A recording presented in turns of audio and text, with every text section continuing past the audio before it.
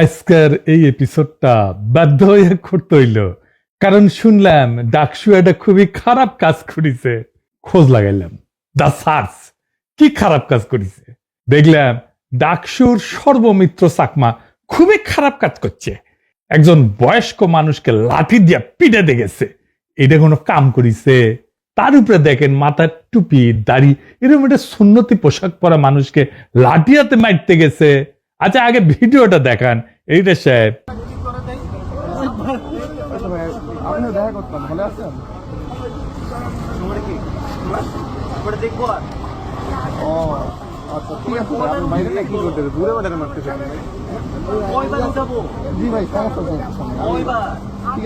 দেখেছেন কি খারাপ এই সর্বমিত্র। নামেই সর্বমিত্র, নাম তো সর্বশত্রু হওয়া উচিত ছিল, ঠিক কিনা বলেন? আচ্ছা, এইবার দেখেন মাদকের প্যাকার ভাগাভাগি নিয়ে গ্যাঞ্জাম করিচ্ছে ওই একই লোক।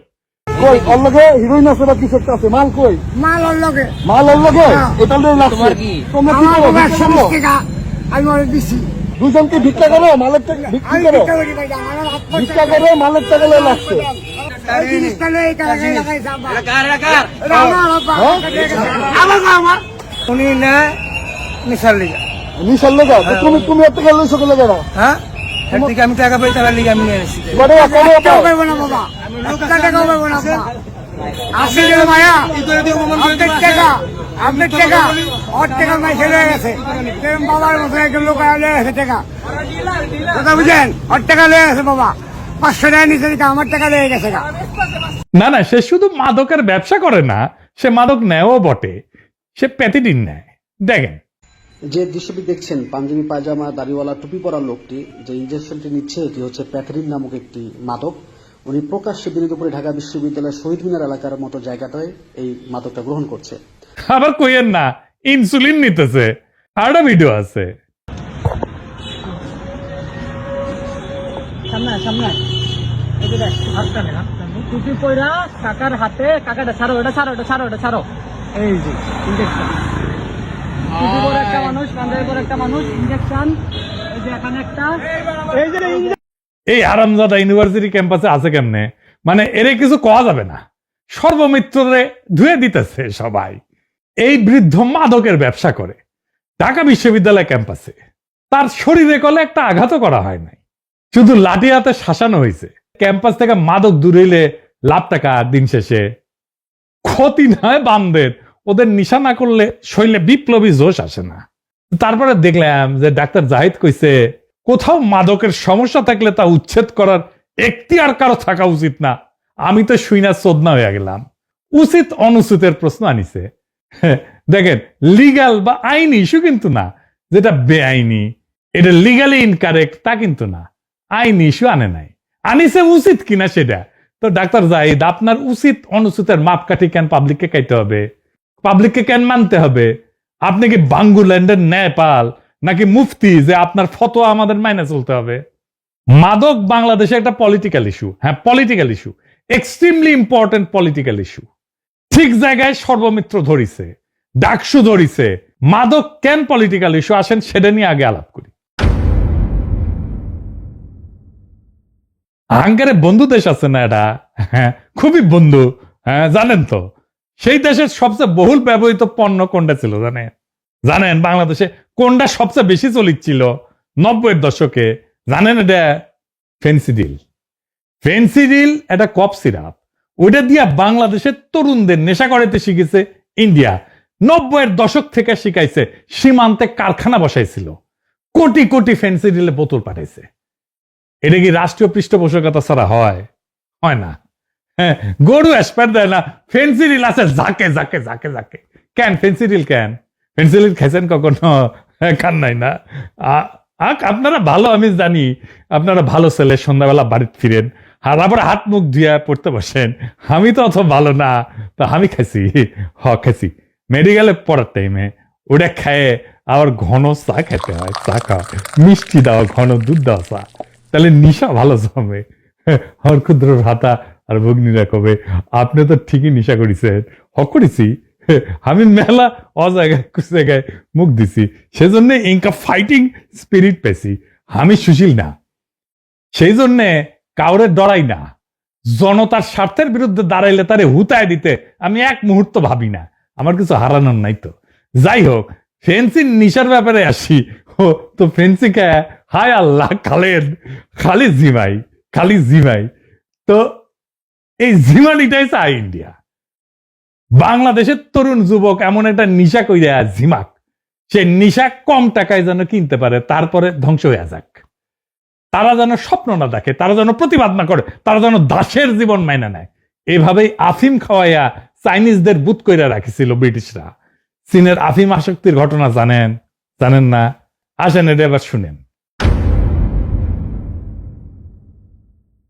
চীনকে আফিম খাওয়ায় বুত কইরা রাখা হইতো।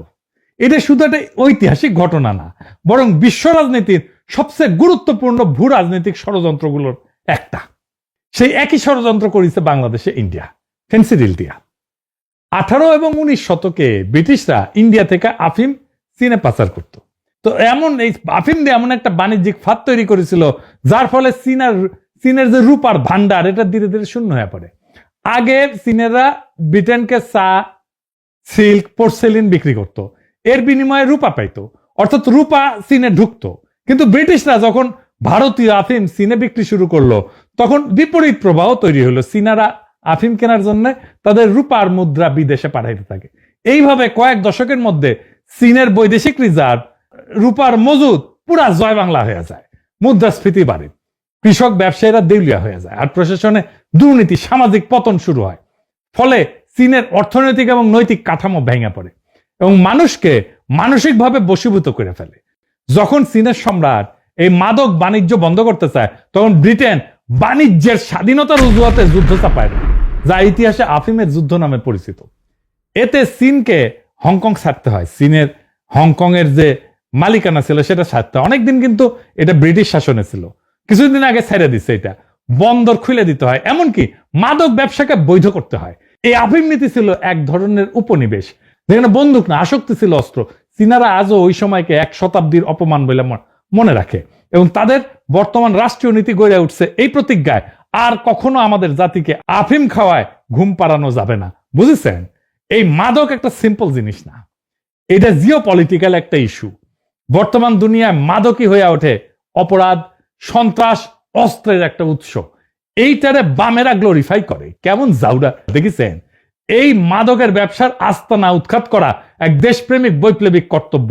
এখন প্রশ্ন হইতেছে, এইভাবে সর্বমিত্ররা আস্তানা মাদকের ভাঙতে পারে কিনা? ডাক্তার জায়েদ যে কইছে না, কোথাও মাদকের আস্তানা থাকলে তা উচ্ছেদ করার এখতিয়ার কারো থাকা উচিত না। এইটা আপাতভাবে আইনের শাসন রক্ষার যুক্তি মনে হইলেও বাস্তবে এটা একটা বিপজ্জনক সামাজিক নিষ্ক্রিয়তাকে উৎসাহ দেওয়া হয়। মাদক কিন্তু কোনো ব্যক্তিগত অপরাধ না, এটা এক ধরনের সামাজিক সংক্রমণ। যেখানে একটা এলাকায় মাদকের আস্তানা তৈরি হয়, সেখানে অল্প সময় স্কুল পড়ুয়া থেকে শুরু করে রিক্সা চালক সবাই জড়ায় পড়ে। তাই মাদকের প্রতিরোধ শুধু পুলিশের কাজ না, পুলিশ এটা পারবেও না একা, সমাজকে আগায় আসতে হয়। তার মানে নাগরিক প্রতিবাদ, সামাজিক বয়কট, প্রকাশ্যে চিহ্নিতকরণ, এই সমস্ত আইনি না, এই সমস্ত পদক্ষেপ এবং সামাজিক উপায় কিন্তু কার্যকর। এখন যদি কেউ বলে উচ্ছেদ কারো এখতিয়ার না, তাহলে পরোক্ষভাবে সে বলতেছে যতক্ষণ আইন না আসে ততক্ষণ সমাজ চুপ থাকবে। কিন্তু ইতিহাস বলছে নীরব সমাজই মাদক ব্যবসার প্রধান আশ্রয়দাতা হয়ে দাঁড়ায়। এইটাই করতে চাইতেছে ডাক্তার জাহিদেরা। তাই মাদক বিরোধী সংগ্রাম কেবল রাষ্ট্রের না, পুলিশের না, সমাজেরও দায়িত্ব। আইনি পদক্ষেপের আগে সামাজিক প্রতিবাদী আসল প্রতিরোধের দেয়াল গড়ে তোলে। আর সমাজ যদি নীরব থাকে, তাহলে আইনেরও কিছু করার থাকে না। আমরা আমেরিকার উদাহরণ দেখতে পারি। আমাদের আমেরিকার উদাহরণ দেখলে সুশীলেরা তখন একটু নইরা চইরা বসে আর কি, আমেরিকার যেহেতু হয়েছে তাহলে ঠিকই হয়েছে, তাই না?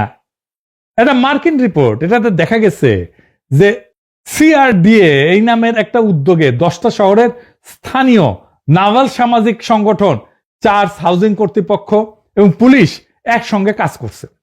মাদকের সমস্যায় আক্রান্ত এলাকায় প্রতিবেশীরা সক্রিয় হয়ে মাদকের আস্তানা চিহ্নিত করছে এবং রিপোর্ট করছে। নিয়মিত সমিতির মিটিং করছে এবং সামাজিক রেসপন্স কমিটি গঠন করছে। এই ধরনের সামাজিক অংশগ্রহণের ফলে শুধু আইন প্রয়োগ না, নাগরিক শক্তিও বাড়ছে। মাদকের যেটা আস্তানা, এইটা আসলে একটা সামাজিক বিভাজনের চিহ্ন। মানে এটা বুঝতে অসুবিধা হইতেছে সামাজিক বিভাজনের চিহ্নটা কি। এই কথাটা কিন্তু দার্শনিকভাবে অত্যন্ত গুরুত্বপূর্ণ, কারণ এই কথাটাই বলে যে মাদক কেবল একটা অপরাধ না, বরং সমাজের গঠন এবং তার ভাঙনের একটা গভীর সংকেত দেয়। এই বিষয়টা আরেকটু বিস্তারিত ব্যাখ্যা করি।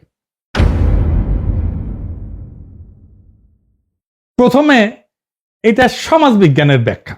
আস্তানা মানে হচ্ছে সামাজিক বিচ্ছিন্নতা। একটা মাদকের আস্তানা আসলে কেবল একটা জায়গা না, এটা সমাজ থেকে বিচ্ছিন্ন মানুষের একটা মিলনস্থল, যেখানে মানুষ আসে অর্থনৈতিক হতাশা থেকে, সামাজিক অবমূল্যায়ন থেকে, বেকারত্ব থেকে অথবা পরিচয়ের সংকট থেকে পালাইতে। অর্থাৎ সমাজের যে মূল ধারা এর ভেতরে যারা স্থান পায় না, তারা ধীরে ধীরে ধীরে ধীরে আস্তানা নামের একটা সমান্তরাল সমাজে প্রবেশ করে। এভাবেই মাদক আস্তানা আসলে একটা নতুন সামাজিক শ্রেণীর জন্ম দেয়, যেখানে মানুষের নাগরিক না, বরং সমাজের মধ্যে যারা অন্তর্ভুক্ত হইতে পারে না তাদের একটা অস্তিত্ব হইয়া দাঁড়ায়। ব্রাজিলে রিও ডি জেনেরোতে এখানে ক্র্যাকোল্যান্ডিয়া এই নামে একটা এলাকা আছে। সেখানে মাদক শুধু আসক্তি না, বরং গরিব বঞ্চিত মানুষের অর্থনৈতিক এবং সামাজিক অবদমন এইটাই প্রতিফলিত করে।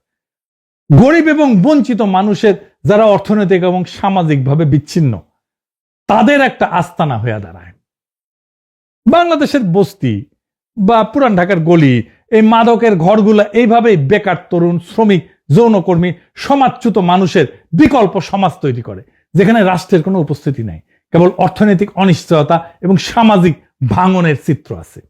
সমাজ বিজ্ঞানী লোইক ওয়াকা উনি বলছিলেন, মাদকের আস্তানা সামাজিক পতনের কারণ না, বরং এইটা সমাজ যাদেরকে ত্যাগ করছে তাদেরই একটা প্রকাশ।